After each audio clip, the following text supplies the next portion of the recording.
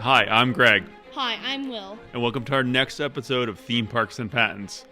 Today we're talking about this interesting ride that I think is going to Lagoon in Utah. I think it's going to Lagoon, and I'm pretty sure it's called the Time Tinker. Mm-hmm. It kind of looks like a death trap from Saw. Maybe. So Lagoon is opening what they call the district. It's where the old log ride used to be, and they say there's 3 family rides going in, and so we've gotten announcements of 2 of them. One's a big swing. Yeah, kind of like Cliffhanger, but it doesn't put you upside down, and it doesn't spray you in the face with water.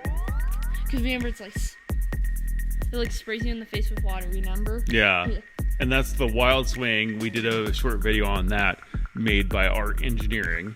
There's no patent on that one. But they're also, the second ride they announced, they have not announced the third ride. I'm hoping it's a log ride, but we'll see.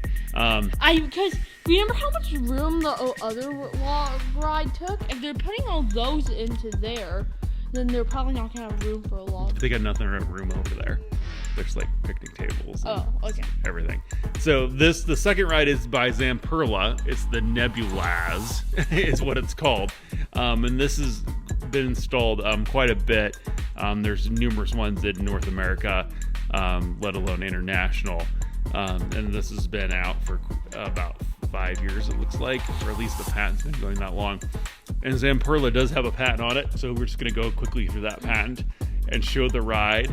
I assume, this is kind of just like made to order. They're going to buy it. It's going to get shipped over here and they're going to install it. So it should be ready for the 2025 year. Yeah, if you look at this video, are we going to show that video right there? Yes.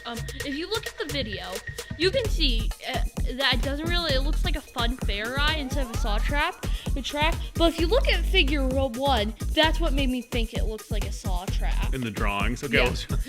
Yeah. So, what's different about this ride is that you have different arms and they're turning, and you're going directly into the ride path of other vehicles at the same time, which you have to engineer around. That's kind of what they talk about in the patent. So it feels like you may hit the other car, but you won't based on how the ride is made.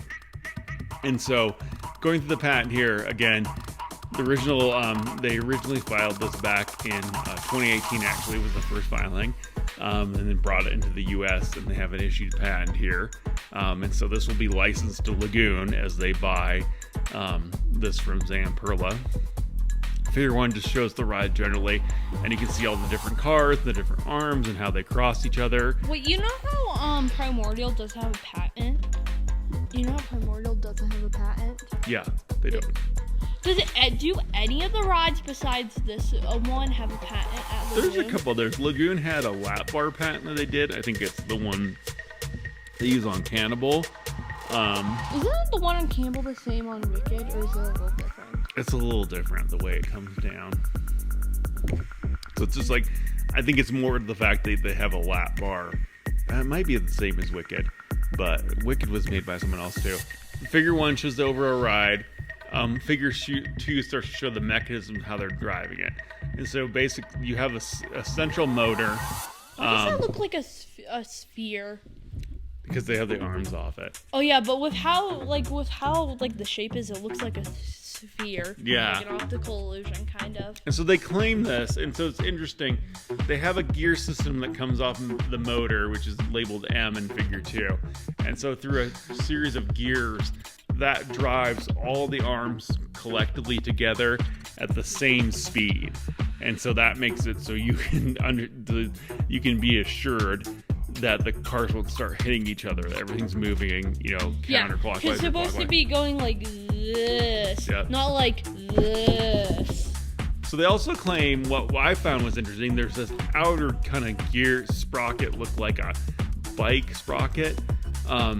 And so those... Yeah, it looks like this gear will turn that gear, which will turn that gear, which will turn that gear, which will turn that gear, which will turn that gear, just whoa. So what's interesting is those don't actually do anything. Oh. And they talk about this in the patent, is that the teeth, and we'll show that, are going to be separated and not touching each other. So it will not... those gears do not function unless there's an emergency. So you have the inner gears that are just directly below in the box below the motor, and those should drive the arms at the same rate of speed so they never hit. However, if those fail, they talk about in the patent, they claim this, is that one of those fails, then these gears, the outer big gears that look like a bike chain, can intermesh and start driving each other for basically for safety. But then what if the inner gear breaks, but then the big outer gear breaks? Well, I think once the outer gear goes, they probably stop the ride at some point. So, I mean, I don't know if they would use it forever, but it would be while it's running, they could start using it as a backup. And the other thing they talk a lot about is down here at the bottom, around like 4A, 2A, you can see that the thing raises up, and it also turns, and we'll talk about that in a little bit.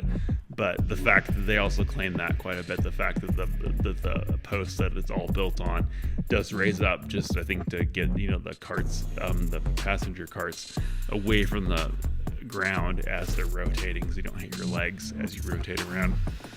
It's like they're trying to make people dizzy. Yep. So, Figure 3 is a closer view of the inner motor, right in the middle there, you can see it. And then there's a little cross, you can see that's where the gears go.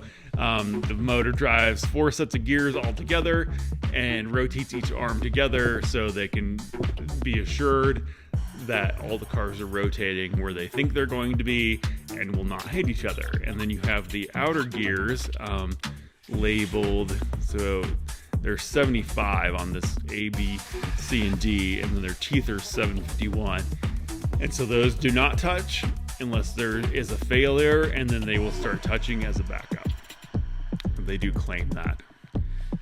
Figure 3A shows a closer view of one side of the motor showing the outer teeth. Same with figure 3B. Figure 4 shows the main drive, and you can kind of see the gears inside. They don't show them in too much detail, but the fact that you have a motor in the center, it's going to drive all these gears in the middle. They're going to drive them all together. So that's the point is that you have one motor driving all 4 arms, so you can be assured that the angular position of each arm is where you want it to be, and no arm is driving separately so that you'd have a collision. Figure 5 is the spinning, shows below the spinning motor. So when this thing goes up, if you see the videos, it turns, and so it lifts up on its post, and then it does turn around in a circle as well. So you have the arms going in a circle perpendicular to the ground, and then it's also turning on an axis, so everything's swinging around around the post.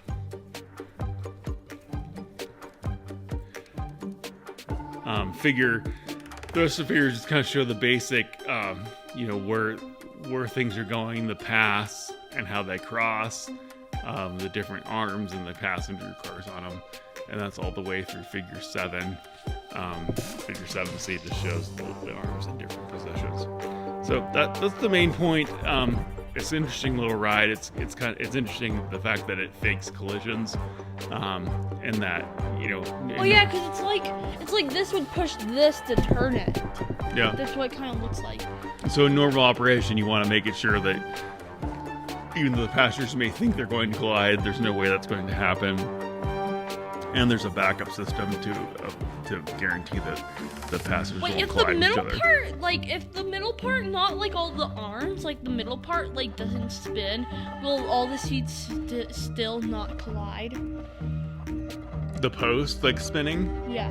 No, that doesn't. I mean, I think that's just to make it more fun, but it wouldn't need to spin around the post essentially.